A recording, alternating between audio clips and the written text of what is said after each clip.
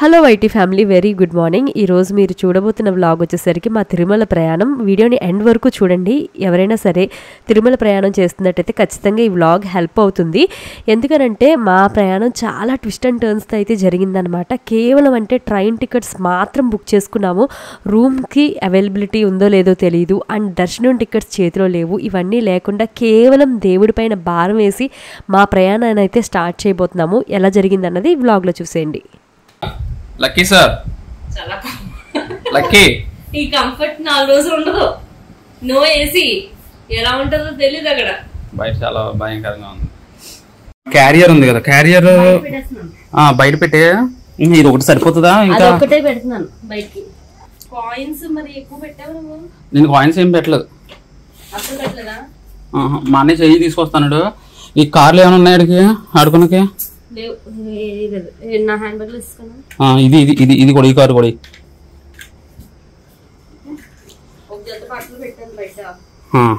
Okay, gas off అయిపోయింది కదా. అది ఇసుక సరిపోతుంది.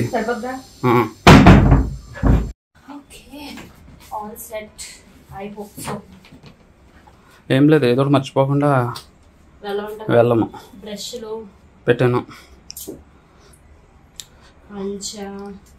మనమే ఎలా ఉంటామా లేకపోతే ఎవరన్నా మనలా ఉంటారన్నది కూడా ఒకసారి కామెంట్ పెట్టమనాలి. ఎందుకంటే లాస్ట్ మినిట్ తాకి ఇప్పుడే కదా, ఎప్పుడు అంతే. 10 రోజులు టైం ఉన్నా కూడా. నౌ వి ఆర్ స్టార్టింగ్ అండి. మొత్తం మీద మొత్తం అంతా అయింది. అమ్మా యా, హాయ్ చెప్పు లక్కీ. ఆ ప్రయాణం వచ్చేసరికి సామర్లకోట నుండి రేణిగుంట వరకు అయితే చేయబోతున్నాము. డైరెక్ట్ తిరుపతి వరకు ట్రైన్స్ అయితే దొరకలేదు. మేము వెళ్తుంది కూడా ఒక స్పెషల్ ట్రైన్ అండి. జర్నీ ఎలా ఉంటుందా అని మాకు చాలా టెన్షన్ అనిపించింది. అండ్ ఈ జర్నీ కూడా ఏంటంటే ప్రీ ప్లాన్డ్ కాదనమాట. దానివల్లే మేము టికెట్స్ కానీ, దర్శనం టికెట్స్ కానీ లేదంటే రూమ్స్ కానీ బుక్ చేసుకోవడానికి వీలు లేకుండా పోయింది. ఇంకొక పెద్ద ట్విస్ట్ ఏంటంటే, ఎవరి కోసం అయితే ఈ మొక్కుకుని అంత శ్రీనివాసుని దర్శనం చేసుకోవడానికి వెళ్తున్నామో వాళ్ళు మాతో పాటు జర్నీ చేయడం అయితే అవ్వలేదన్నమాట. ట్రైన్ టికెట్స్ 1 డే ముందు క్యాన్సిల్ చేయాల్సి అయితే వచ్చింది. ఎందుకు, ఎవరి టికెట్స్ క్యాన్సిల్ చేసామన్నది కూడా మీకు డీటెయిల్గా అయితే చెప్తాను. అండ్ ఇక్కడ వచ్చేసరికి మొత్తం ఫ్యామిలీ అంతా గ్యాదర్ చేస్తున్నాం. ఆల్రెడీ లాస్ట్ బ్లాగ్లో చెప్పాను కదా, లక్కీని కలుపుకుని మొత్తం 18 మంది కలిసి ట్రావెల్ చేయబోతున్నాం అనమాట. జర్నీ అయితే భలేగా ఉంటుంది కదా, మొత్తం ఫ్యామిలీ అందరూ కలిపి చేయడం అన్నది. ఆ రోజున మొత్తం 41 degrees ఉందండి టెంపరేచర్. చాలా హై టెంపరేచర్ అనమాట. నిజంగా పిల్లలతో అయితే మాత్రం ఫుల్ స్ట్రెస్ ఉంటుంది.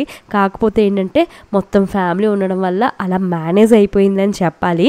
ఇక్కడ ట్రైన్ కోసం అయితే వెయిట్ చేస్తున్నాం. చాలా చాలా చాలా హ్యూమిడ్ క్లైమేట్లో అనమాట. బట్ సంహౌ ఏంటంటే కొంచెం రిలాక్స్డ్గానే ఉన్నాము. ఎందుకంటే లక్కీ అక్కడ క్రాంకీ అవ్వలేదన్నమాట, బాగానే ఉన్నాడు.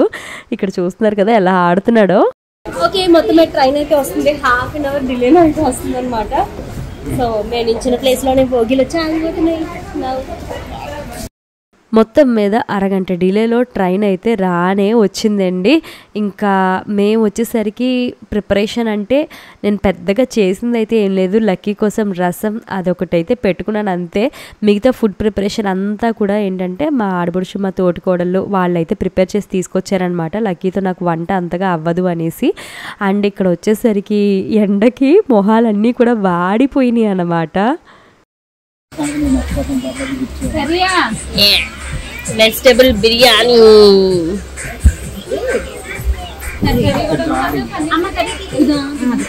విత్ గారి,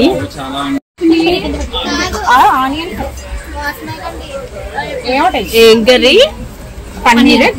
అబ్బా ఎప్పుడు ఉంటారు ఇవన్నీ?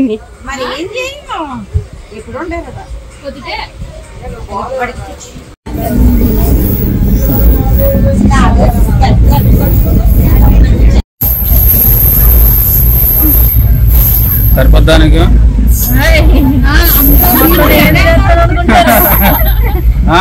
ఇద్దరికి ఇలాగే పోర్ట్రేట్ చేస్తాం. అంతా నేనే తింటున్నానండి, ఏదో చెప్తావు అంతే.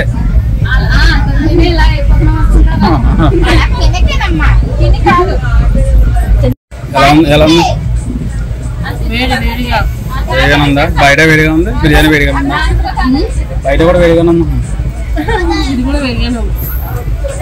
లిటరల్లీ రాజమండ్రి వచ్చేసరికి మాకు 1.5-2 గంటలు పట్టిందండి సామర్లకోట నుండి.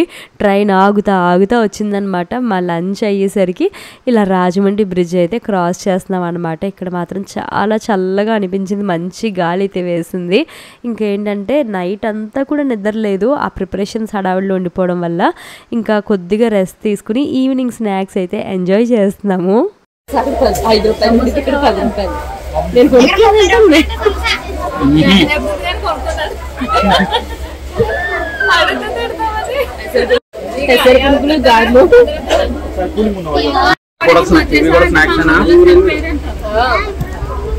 ఎన్ని ఆవిడలా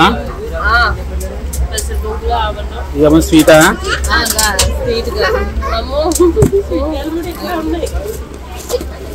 స్నాక్స్ అన్న ప్యాకింగ్ చేయొద్దు. నల్లగా ఉన్నాయి, ఎంత నల్లగా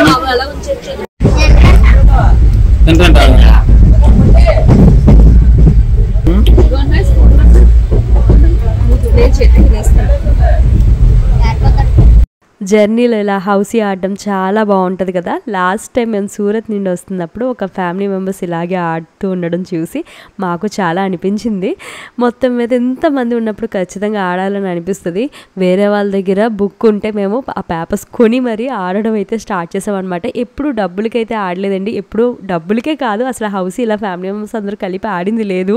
ఆ రోజు సరదాగా డబ్బులకి ఆడితే బాగుంటుంది, కొంచెం థ్రిల్లింగ్గా ఉంటుంది అంటే అలా ఆడడం అయితే స్టార్ట్ చేసాము.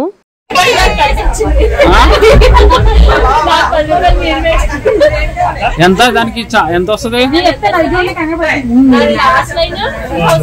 ఎంత వస్తుంది నీకు? 60 మొత్తం మీకు 60 వస్తుంది మనకి.